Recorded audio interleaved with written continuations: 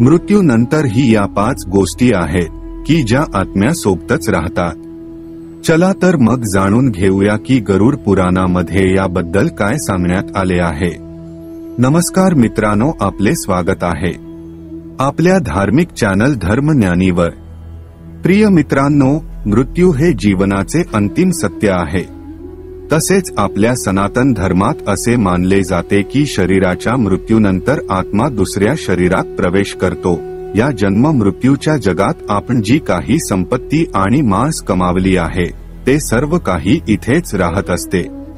आपण रिकाम्या हाताने येतो आणि रिकाम्याच हाताने जातो.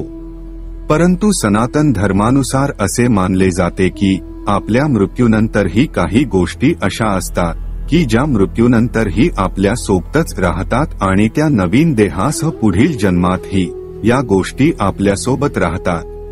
इतकेच नाही तर या गोष्टी पुढील जन्मातही आपले अस्तित्व दर्शवतात.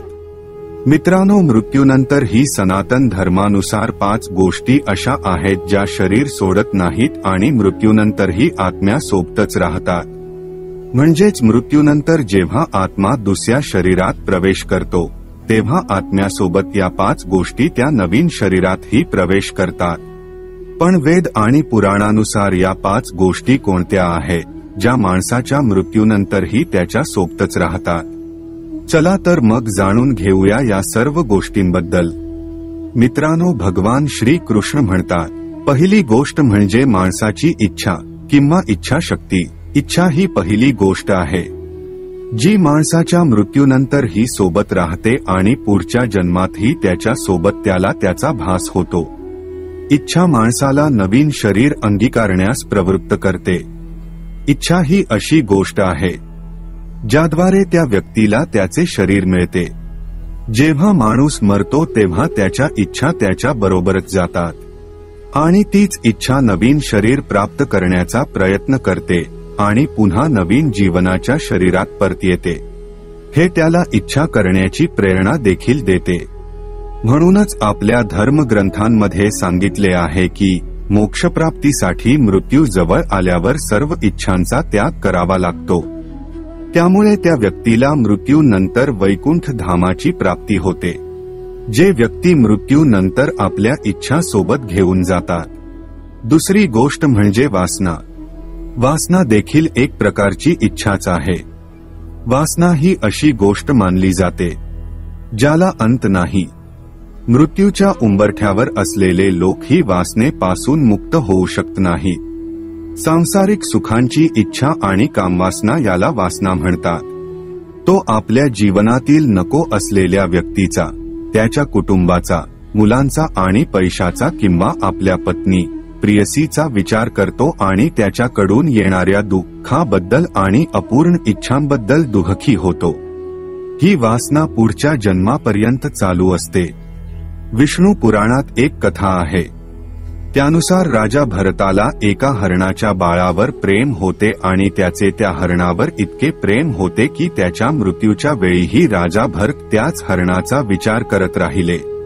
त्यामुळे राजा भरतला पुढच्या जन्मी हरिणाचे रूप प्राप्त झाले. म्हणूनच असे म्हणतात की मन, शांती आणि ज्ञान या एकमेव गोष्टी आहेत जे वासनेपासून मुक्ती देऊ शकते. तिसरी गोष्ट म्हणजे कृती. कर्म ही मानवी जीवनातील अशी गोष्ट आहे जी त्याला आयुष्यभर सोडत नाही. म्हणजेच माणूस आयुष्यभर कर्म करतो, मग ते चांगलं असो वा वाईट. कोणतीही व्यक्ती क्षणभर ही कामाशिवाय राहू शकत नाही. जेव्हा मृत्यू जवळ येतो तेव्हा शरीराने केलेल्या चांगल्या आणि वाईट कर्माची आठवण होते. म्हणूनच म्हणतात की कर्मांचे फळ ही नेहमीच भोगावे लागतात आणि हे कर्मांचे फळ जन्मजन्मापर्यंत सोबतच राहतात. म्हणून श्री कृष्ण म्हणतात की कोणतेही कर्म करण्यापूर्वी विचारपूर्वक करा. प्रत्येक आत्मा हीच स्मृती तो पुढच्या जन्मी कर्माच्या रूपात सोबत घेऊन जातो. जर त्या व्यक्तीने या जन्मात पुण्य आणि सत्कर्म केले तर पुढील जन्मातही त्या व्यक्तीला सुख, शांती आणि समृद्धी प्राप्त होते.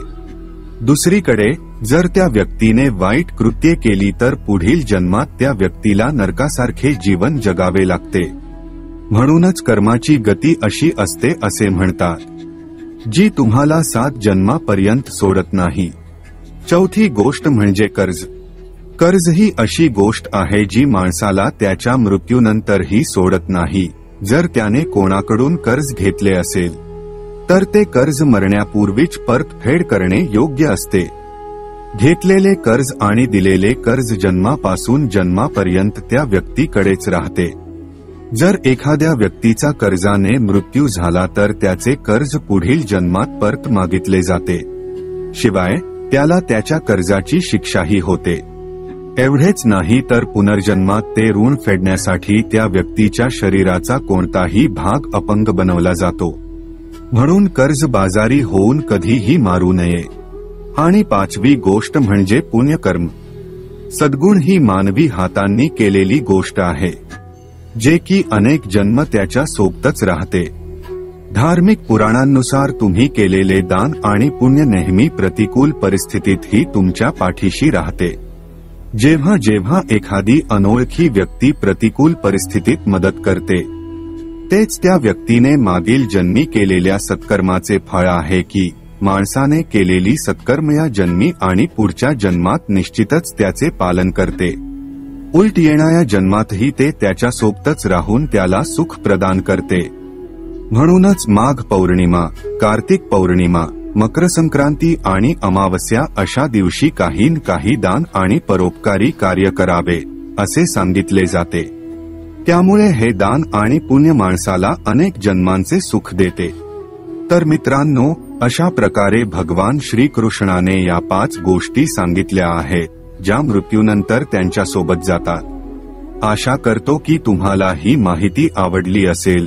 कृपया व्हिडिओला लाईक करा आणि कमेंटमध्ये जय श्री कृष्ण लिहा.